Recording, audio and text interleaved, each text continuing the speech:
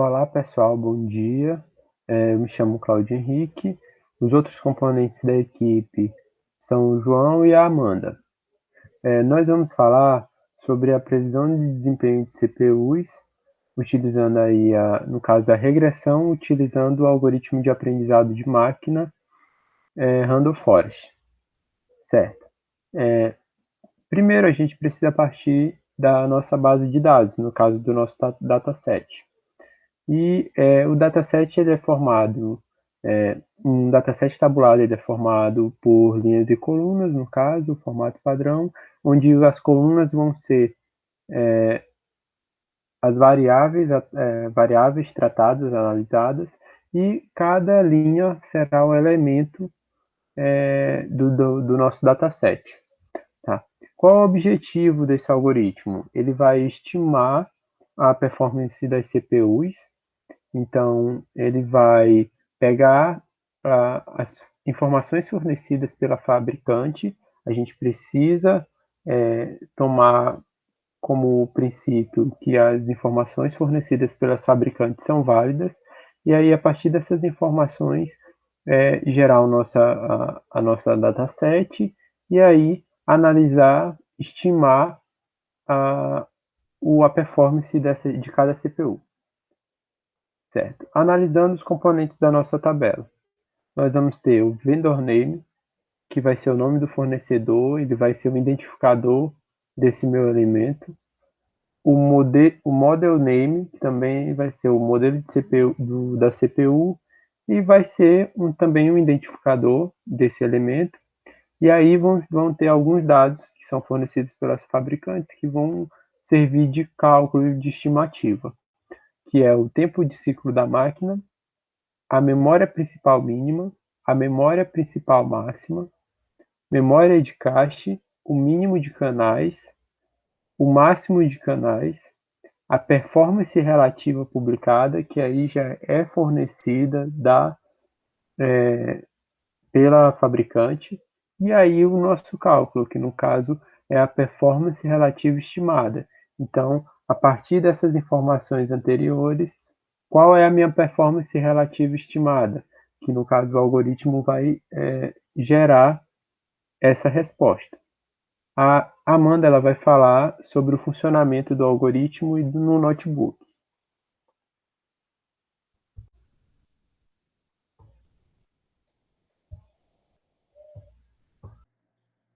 Bom dia, meu nome é Amanda. Eu vou apresentar para vocês um pouco sobre o nosso algoritmo e o nosso notebook, certo?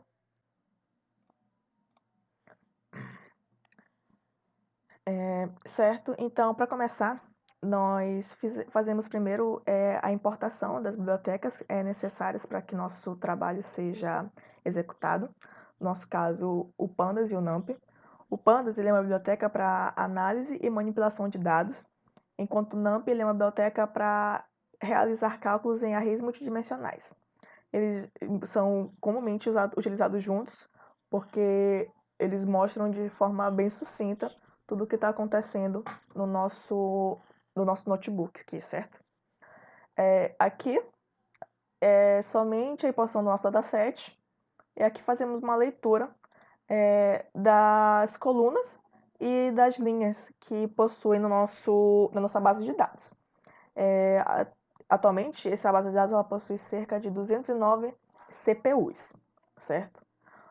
Aqui fazemos uma descrição, ou é somente um describe, certo? Que é só uma descrição do sumário estatístico da nossa base de dados. Como eu disse, né? Composta de 209 CPUs. Mas antes de avaliar todo esse modelo, nós fazemos um pré-processamento da nossa base de dados. O que é esse pré-processamento? O pré-processamento nada mais é do que o processo de preparação, organização e estruturação dos nossos dados, além de ser o momento ideal para escolhermos quais dados fazem sentido fazerem parte do nosso dataset, para fazer parte do nosso destino final, certo? Então, aqui nós realizamos um drop, onde basicamente nós deletamos colunas que não influenciam tanto no nosso dataset. Informamos o nome da coluna, que no caso é o vendor's name, e utilizamos como parâmetro o AX1, Axis igual a 1, que para dizer que queremos deletar essa coluna. Então, fazemos aqui a leitura. Como pode ver, agora o que antes possuíamos 10 colunas, agora somente 9, já que retiramos a primeira coluna. Em seguida, atribuímos variáveis previsórias e de objetivo, onde nós separamos os dados em um conjunto de atributos que serão usados como variáveis de input.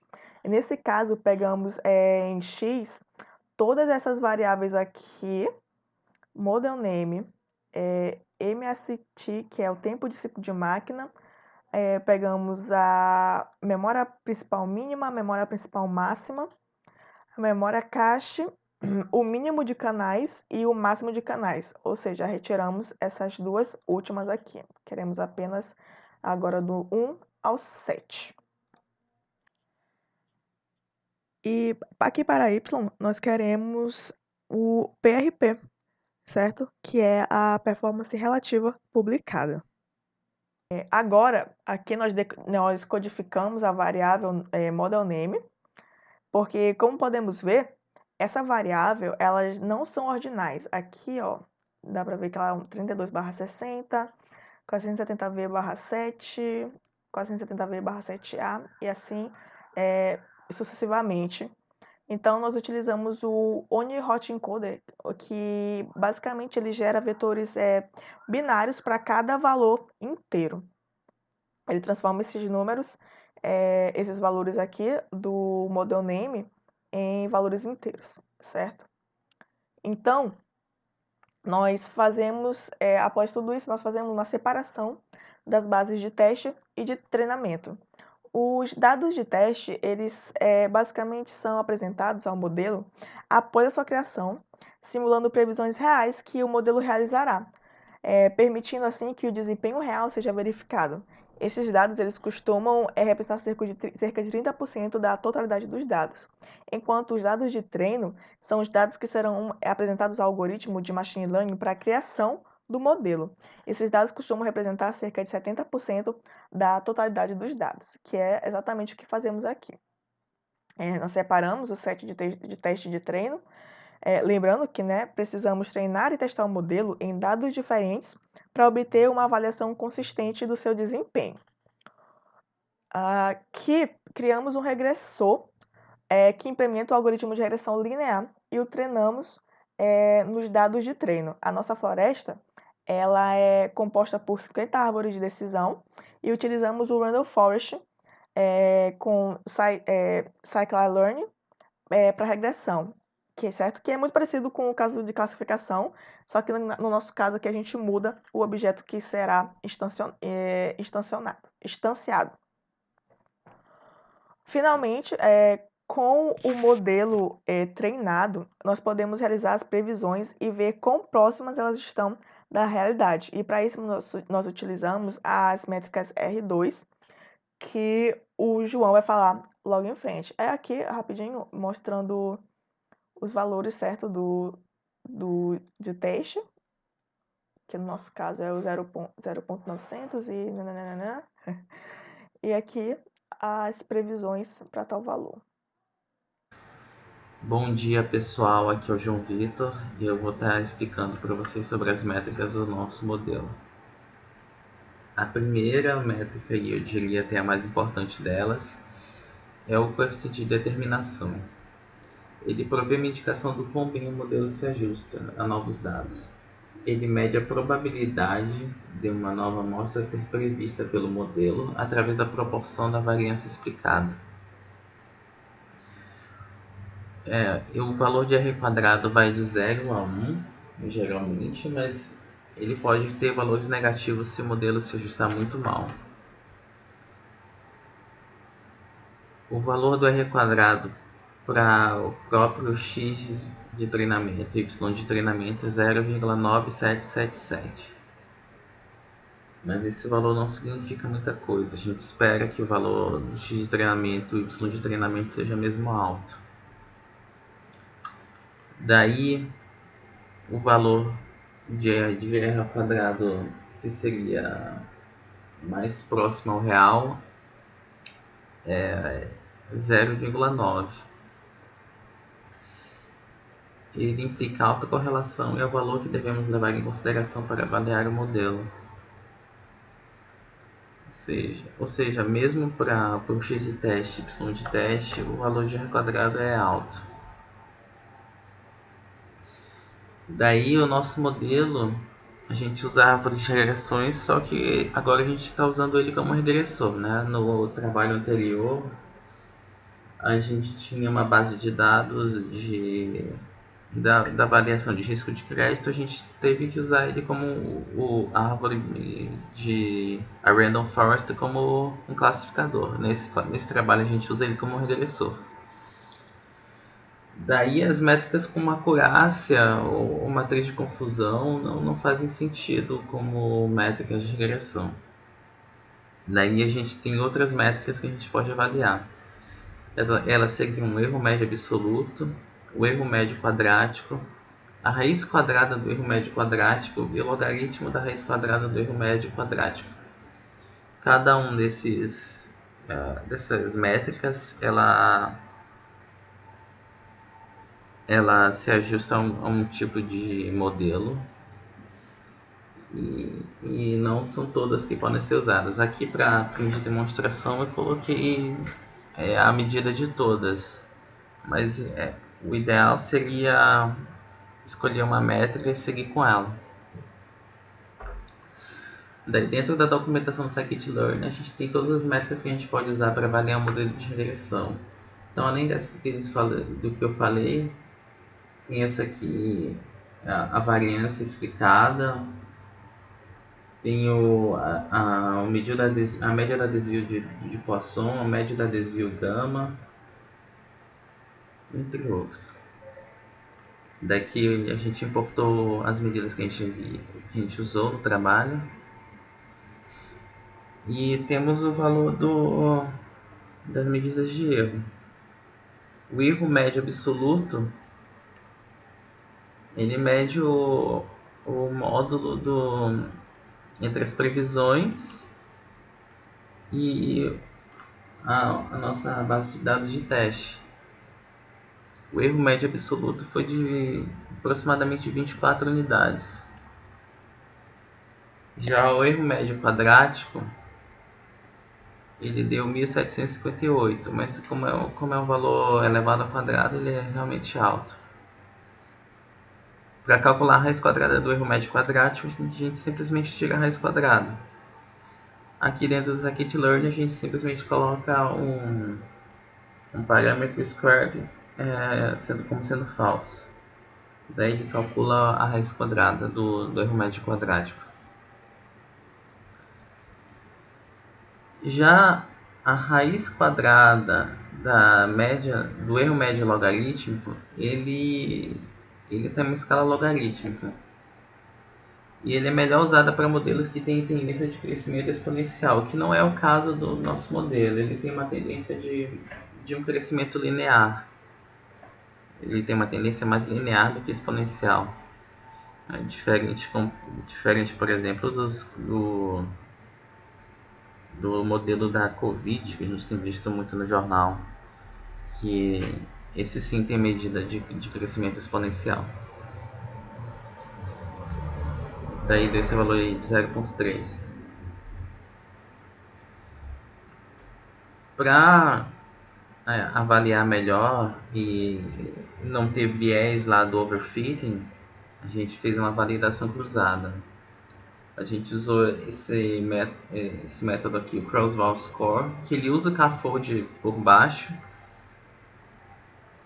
só que aí ele já dá direto os scores pra gente. O que é o score dentro do Scikit-Learn? Para regressão é o R quadrado. Então a gente usa o K-fold com K igual a 10. Esse aqui é o valor mais comum na literatura, por isso que eu estou anotando ele aqui. Você poderia adotar K igual a 2, K igual a 3, até aquele K de Lipon-Alp, né? Aquele K que tu deixa todas as... Tu deixa como base de treinamento todas as tuas variáveis, exceto uma que tu vai usar para teste. Daí Daí a gente tira a média desses scores para poder a gente ter o valor que a gente vai avaliar de fato. O R quadrado, avaliando ele como k igual a 10 e avaliando ele com k igual a 10 é igual a 0,63. Um desvio padrão de mais ou menos 0,27, ou seja, ele varia de 0,063 mais 0,27 de 0,9 até mais ou menos 0,4, como a gente vê aqui. 0,992 até 0,4. Só que aí veio uma pergunta, né? Será que o número de árvores de decisão igual a 50 está otimizado para valor de R quadrado da validação cruzada? Então a gente fez um teste. A gente avaliou o modelo variando o número de árvores de 1 a 100. A gente guardou isso dentro de um dicionário e avaliou com relação à validação cruzada. No caso, a gente queria maximizar o R quadrado, então a gente usou a média dos scores. Então, para aqui segue o print de cada um desses valores. A gente pode ver que ele começa bem baixo, com o número de árvores baixo. Daí ele vai crescendo até chegar no valor máximo. Depois de um certo valor, ele se mantém mais ou menos estável, mas com uma tendência de decrescimento. Então ele varia. Então assim, não adianta a gente aumentar o número de estimadores, o número de árvores que representam esse modelo, que o nosso modelo ele não vai ficar melhor, né? Isso até é meio contraintuitivo, se a gente for pensar assim, não, vai colocar 300 mil árvores e ele vai rodar melhor do que se tivesse 10, mas não é o caso. Então fiz aqui um gráfico simples usando o Matplotlib até para vocês verem, né, que tem esse ponto de máximo aqui e a gente vai ter o valor exato que eu vou mostrar agora.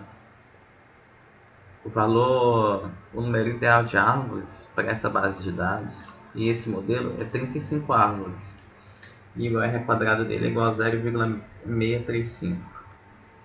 Ou seja, não adianta a gente colocar mais ou menos árvores que não vai ser melhor do que esse resultado. Por fim, eu quis também comparar, fazer uma validação cruzada usando o modelo de regressão linear, que é o mais comum.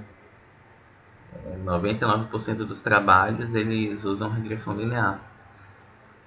Só que ele deu um resultado assim péssimo. Provavelmente o modelo de regressão linear ele não funciona bem com novos dados, apesar de dar um fit bem dependendo da base de treinamento. O R quadrado dele deu 0,08 com um desvio padrão de 0,97. Ou seja, tem muitos valores aqui que estão até negativos, ó, menos 2,54, um valor péssimo. Por fim, o relativo baixo valor e alta variação do R quadrado na validação cruzada desse modelo indica que é necessária a avaliação de outros algoritmos de regressão para prever os valores de desempenho de CPU nessa base de dados. Então, o que eu deixaria de crítica construtiva aqui para o nosso trabalho é que faltou uma etapa de escolha de modelo, né? A gente viu os trabalhos dos outros colegas aí. Dentro do scikit-learn tem dezenas de modelos que a gente pode escolher e que podem ser melhores até que o modelo de árvore de decisão, que é o modelo linear, e que ele modela bem a base de dados. Então, o que faltaria mesmo é essa fase de escolha de modelo. Daí, escolhendo o modelo, a gente otimiza os parâmetros dentro daquele modelo. Então é isso, obrigado e até a próxima.